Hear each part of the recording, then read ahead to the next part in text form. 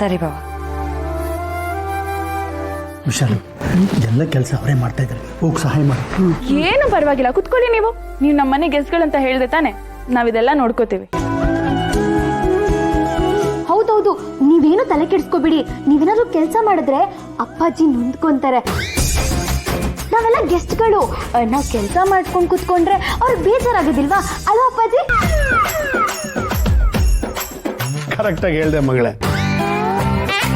ನಾವೆಲ್ಲರೂ ಸೇರಿ ಕೆಲಸ ಮಾಡೋವಂಥದ್ದು ಏನಿಲ್ಲ, ನಾವೆಲ್ಲರೂ ಸುಬ್ಬು ಕಾಯ್ಬೇಕಷ್ಟೇ. ಮಗಳೇ ಅಂತ ಮಗಳೇ, ಇವತ್ತಿನವರೆಗೂ ಒಂದೇ ಒಂದಿನಾನು ನನ್ನನ್ನು ಹಾಕಿ ಕರೆದಿಲ್ಲ. ನಿನ್ನೆ ಮೊನ್ನೆ ಬಂದಿರೋಳನ್ನ ಮಗಳೇ ಅಂತ ಕರಿತಿದ್ದೀರಲ್ಲ ಅಪ್ಪ ನೀವು. The number you're calling is switched off right now. ಅಣ್ಣ, ಸುಬ್ಬು ಫೋನ್ ಇನ್ನು ಸ್ವಿಚ್ ಆಫ್ ಆಗಿದೆ, ಎಲ್ಲಿದಾನೋ ಗೊತ್ತು.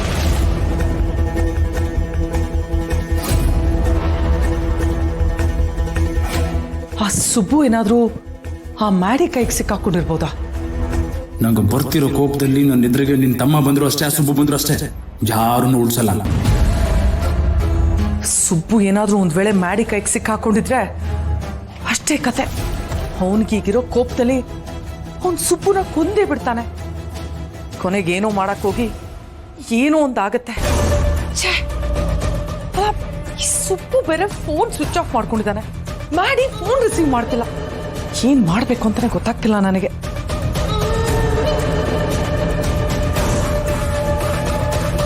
ಏನಾಯ್ತಕ್ಕ? ಏನಾದರೂ ಟೆನ್ಷನಾ?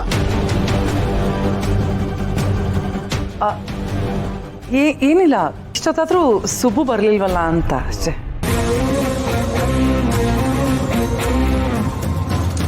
ಸುಬ್ಬು ಬರ್ಲಿಲ್ಲ ಅಂತ ಇವ್ರು ಟೆನ್ಷನ್ ಆಗ್ತಿದಾರ? ಅದೇಗ್ ಸಾಧ್ಯ?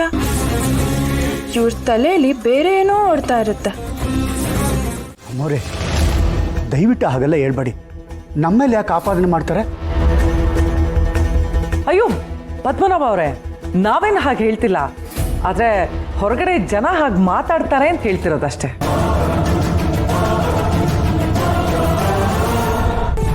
ಬೇರೆಯವರು ಯಾಕೆ ಮಾತಾಡ್ತಾರಮ್ಮ? ನಾವು ಬಂದಾಗ್ಲಿಂದ ಇಲ್ಲೇ ಕೂತ್ಕೊಂಡಿದ್ದೀವಿ, ಈ ಜಾಗ ಬಿಟ್ಟು ಕದ್ಲಿಲ್ಲ. ಅಕ್ಕ ಪ್ಲೀಸ್, ಯಾರೋ ಏನೋ ಮಾತಾಡ್ತಾರೆ ಅಂತ ನಾವು ತಲೆ ಕೆಡಿಸ್ಕೊಳ್ಳೋದು ಬೇಡ. ಮಾತಾಡೋರಿಗೆ ಪದ್ಮನಾಭ ಅವ್ರ ಬಗ್ಗೆ ಏನು ಗೊತ್ತು? ಅವ್ರ ನಂಬಿಕೆ, ನೀಯತ್ತು, ಪ್ರಾಮಾಣಿಕತೆ ಏನು ಅಂತ ನನಗೆ ಗೊತ್ತು.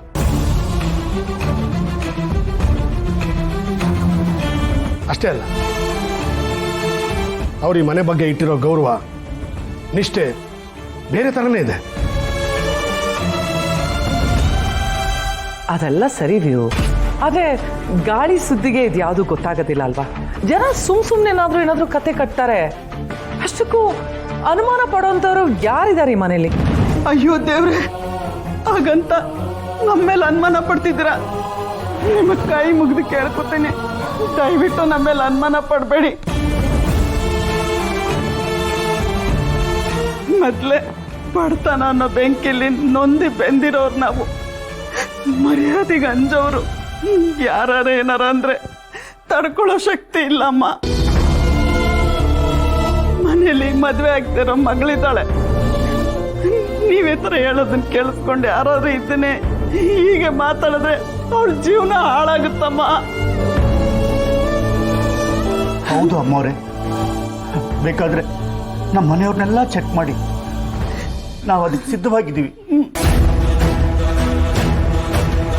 ಅರೆ, ಏನು ಹೇಳ್ತಾ ಇದ್ದೀರಾ ಪದ್ಮನಾಭ ಅವರೇ? ನೀವು ನಮ್ಮನೆ ಅತಿಥಿಗಳು, ಅದರಲ್ಲೂ ಸುಬ್ಬು ಫ್ಯಾಮಿಲಿ. ನಾವು ನಿನ್ನೆ ಮೊನ್ನೆಯಿಂದ ನಿಮ್ಮನ್ನು ನೋಡ್ತಾ ಇಲ್ಲ. ಈ ಅಂತಸ್ತು, ಐಶ್ವರ್ಯ ಇದ್ಯಾವುದು ಇಲ್ಲದೇ ಇದ್ದ ಕಾಲದಿಂದ ನೋಡ್ಕೊಂಡ್ ಬಂದಿದ್ದೀವಿ. ಅಕ್ಕ, ಒಂದು ಕಾಲದಲ್ಲಿ ಪದ್ಮನಾಭ ಅವರು ಯಜಮಾನ್ರೆ,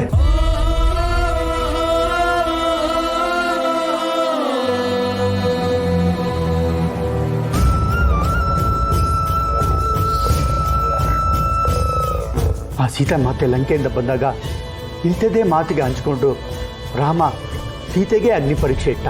ಇದೆಲ್ಲ ನಮ್ಮ ಮಣ್ಣಿನ ಜನಕ್ಕೆ ಹೊಸ್ತಲ್ಲ, ಪರೀಕ್ಷೆ ಹಾಗೇ ಬಿಡಲಿ. ಅಮ್ಮೋರೆ, ಬೇಕಿದ್ರೆ ನಮ್ಮ ಮನೆಯವ್ರನ್ನೆಲ್ಲರೂ ಚೆಕ್ ಮಾಡಿಸಿ. ನನ್ಗೆ ಯಾಕೋ ಇದೆಲ್ಲ ಸರಿ ಕಾಣಿಸ್ತಿಲ್ಲ ಮೇಡಮ್. ಸುಬ್ಬು ಮನೆಯವ್ರು ಯಾರು ಅಂತವ್ರಲ್ಲ, ನೀವು ಅವ್ರ ಬಗ್ಗೆ ತಪ್ಪು ತಿಳ್ಕೊಂಡಿದ್ದೀರಾ.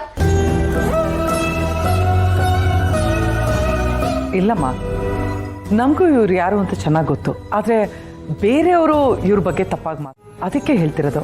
ಆದರೆ ಇದು ಯಾಕೆ ಯಾರಿಗೂ ಅರ್ಥ ಆಗ್ತಿಲ್ಲ ಅಂತ ನನಗೆ ಗೊತ್ತಾಗ್ತಿಲ್ಲ. ಶ್ರೀವಲ್ಲಿ, ನೀನು ಸುಮ್ಮನೆ ಇರಮ್ಮ. ಈ ಅಪವಾದ ಹತ್ಕೊಂಡು ನಾವು ಇರೋಕ್ಕಾಗಲ್ಲ. ಅವ್ರು ಎಲ್ಲರನ್ನೂ ಚೆಕ್ ಮಾಡಲಿ, ಆಗ ಅವ್ರಿಗೆ ಗೊತ್ತಾಗುತ್ತೆ ಈ ಸತ್ಯ ಏನು ಅಂತ.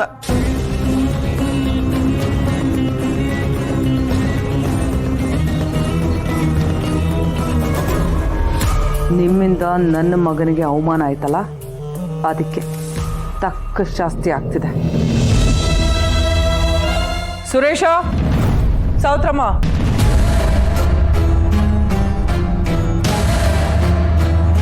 ಮನೆಯಲ್ಲಿ ಚಿನ್ನದ ಸರ ಕಾಣೆ ಆಗಿದೆ. ಅದಕ್ಕೆ ಇವ್ರನ್ನೆಲ್ಲ ಒಂದ್ಸಲ ಚೆಕ್ ಮಾಡಿಬಿಡಿ.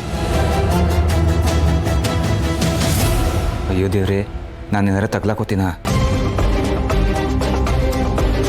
ನನ್ನ ಸೆರಗಲ್ಲೇನಾದರೂ ಗಂಟು ಹಾಕೊಂಡಿದ್ದಿದ್ರೆ ಖಂಡಿತ ಸಿಕ್ಕಾಕೋತಿದ್ದೆ. ಅವ ಈಗ ಅಲ್ಲಿಟ್ಟು ಒಳ್ಳೆ ಕೆಲಸ ಮಾಡಿದ್ದೆ.